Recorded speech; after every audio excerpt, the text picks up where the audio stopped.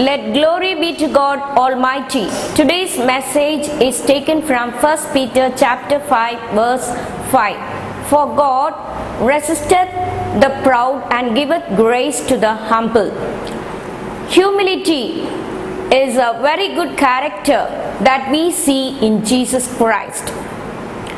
God has every power to exalt the humble and the low and to bring down the mighty. I would like to present before you a few characters from the Bible who had this character, humility. Now, in Daniel chapter 4, we see Nebuchadnezzar, the mighty king. He ruled the kingdom very well, but one night he had a dream, and in that dream he saw a very huge tree which grew up and it reached heaven, and its branches spread everywhere, and the birds took shelter on the branches and they enjoyed the fruits of the tree. And the animals, they also took shelter under the tree. But suddenly he heard the voice from a holy man descending from heaven, and he said, "Cut down the tree and wither the leaves and the fruits, but the stump of the root remain in the earth." And a band of iron and brass shall be tied, and the person shall be exposed to the dew of the heaven, and he shall eat the grass like the oxen and the cow. And this will continue for 7 times until realization comes to him that God Almighty has the power to exalt the humble and the low, and to put down the mighty from his seat.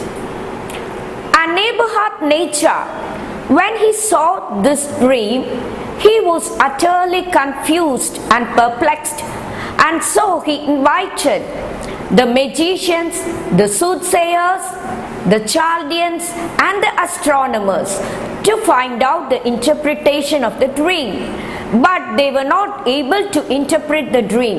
And so Nebuchadnezzar heard about Daniel, who had the power of the Holy Ghost and who could interpret the dream. And so Daniel was brought before Nebuchadnezzar, the king. And Nebuchadnezzar revealed to him the dream that he saw one night. And Daniel was completely astonished for an hour, and then he said, "May this dream come true to your enemies and not to you. For the tree that you saw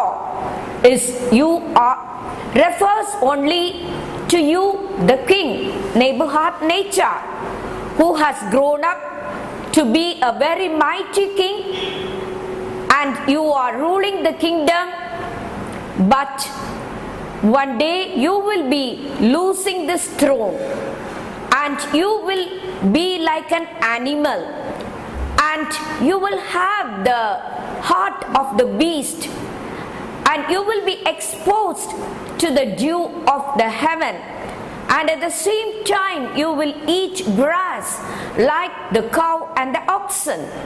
And this will continue for 7 times, and when realization comes to you, you will restore the throne, and this dream will come to pass." As Nebuchadnezzar was a mighty king, he felt very proud about himself. He was proud that he was who built Babylon, and he uplifted himself. And one day, while he was walking through the palace, he felt himself proud and said, I have built this great Babylon. And you see, Nebuchadnezzar, when he uttered this word, immediately he heard a voice from heaven. The holy man descended, and immediately this Nebuchadnezzar lost his throne, and he was allowed to eat the grass of the meadows, and just like the cow and the oxen. And at the same time, he had the heart of a beast, because he felt himself proud and he did not remember the glory of God, the power of God, who has got the power to exalt the humble and the low, and to put down the mighty from the seat. This Nebuchadnezzar was not aware, and so he had to live like an animal, and a band of iron and brass was put on him, and he lived like that way for 7 times. As 7 times passed by, one day realization came to him. He realized the greatness of God Almighty. He realized the power of God, who has got the power and who is ruling both heaven and earth. And he praised God Almighty, and he said, God is more powerful. He has got the power to raise the humble and put down the mighty. And immediately his kingship came, and the ministers approached him, and he restored his kingdom. So you see, from this incident, from the life of Nebuchadnezzar, what do we understand? That proud goes before a fall. We should be aware of this proverb. Now we should humble ourselves before God. Again we see now this Jesus Christ, when he was living in this world, how did Jesus Christ live? He was very humble in all his dealings. He did not feel proud, because God has given him the power to heal the sick and to do miracles. He humbled himself before the sight of God. And at the same time, when we see that Jesus Christ, when he was preaching to the common mob, now the people listened to him very eagerly, but towards the end we see Jesus Christ underwent trials and tribulations. He was afflicted and oppressed, and during those times of afflictions and oppression, as it is said in the Bible in Isaiah 53, that he did not open his mouth. He was like a lamb that was being slaughtered. So you see his humbleness. Even the people spit on his face, but he remained silent. What did he preach? Humbleness is one of the teachings of Jesus Christ. He himself led a very humble life. Again, we see another character from the Bible who was very humble.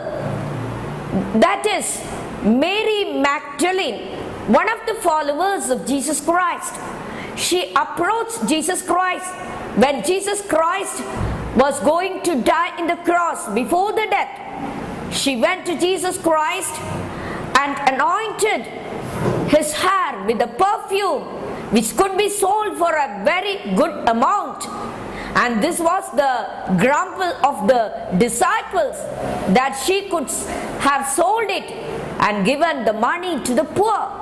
Now you see, this is the good deed. She humbled before she humbled himself before the sight of God, before Jesus Christ. So we see humbleness is a very good virtue which each and every person should have in his life. Again, we see Zacchaeus. Now he was a very rich man. He was the chief of the publican. And this rich man, this chief of the publican, what did he do?